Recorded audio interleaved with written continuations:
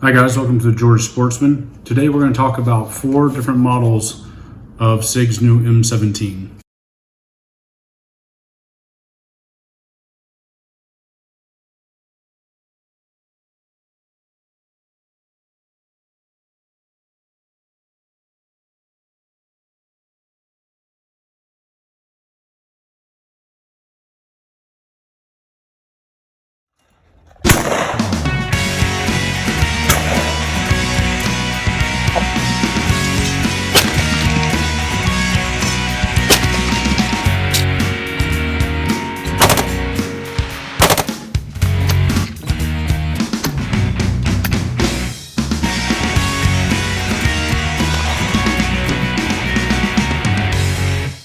So the first model we're going to talk about is the Army's new service handgun, the M17. This one has all cavity controls, as you can see. It has a little bit of wear on it, but it's still in great shape. Sig sent out 5,000 of these models to Army units in Fort Bliss, Texas and Fort Campbell, Kentucky. The Army tested them and then decided they wanted to go to black controls for whatever reason. And so rather than retrofitting them, Sig decided to sell them to the civilian populace. But they had also produced the Commemorative M17, which is exactly the same as the original 5,000 that the Army tested, other than the serial number begins with a different prefix.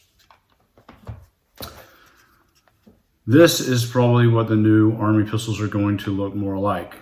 This is the Sig P3 20M17 that was made for the civilian population. You can see that here the slide marking is a little different, with it saying P320 and then M17, but the color scheme will look the same. We'll take a look at what the differences are between the P320 M17 and the Army M17 in just a little bit. And finally, you have the P320 M17, but the difference on this one is there's no safety here. So it's similar to a Glock. Once there's a round in the chamber, it's ready to fire. All right, so let's look at the differences between the M17 and the P320 M17. This is the military surplus model. You see the cavity controls. This is the P320 M17. The length and width of them are the same. Sig says they put a special coating to protect the parts on the M17. However, it's not anything that you can notice with your eyes. So I'll take their word on that. There is this little marking inside the frame on the mold, and there's 2 of them on the P320. And at first I thought that might be a significant difference for some reason. However, the Sig commemorative model also had the 2 markings like that, and the no safe model had 1 like this one. So it may just depend on whoever's manufacturing these, or maybe even what machine they're using to manufacture each individual grip module. So I don't think that determines anything regarding the mil-spec one or not. The only other difference on the frame is the military model started with TF, and the commemorative and all the other models of Sig start with M17. Whether it's a P320 or marked on the slide, or just the M17, they all start with M17. The TF is only the military surplus model. We'll see if future Army pistols have that same TF designation. Also, where you can see a difference is in the slides themselves. This is the military M17 slide. You see that's solid all right through there.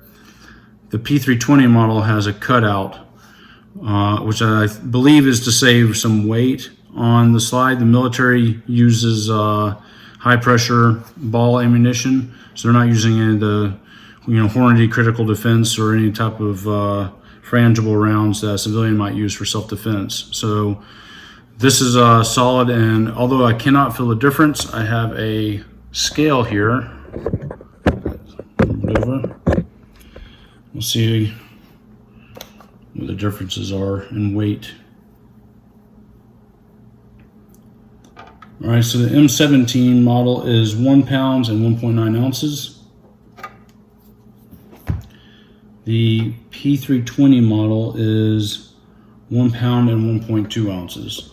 So really, to me, that seems almost negligible, but I guess that's enough to determine functionality if you're shooting civilian rounds. It'd be interesting to see if you've got stoppages using different types of self-defense rounds on the M17.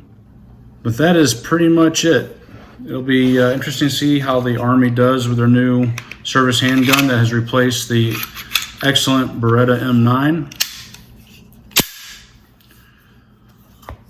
Well, that pretty much sums up the differences between the M17 variants, as minor as they may be.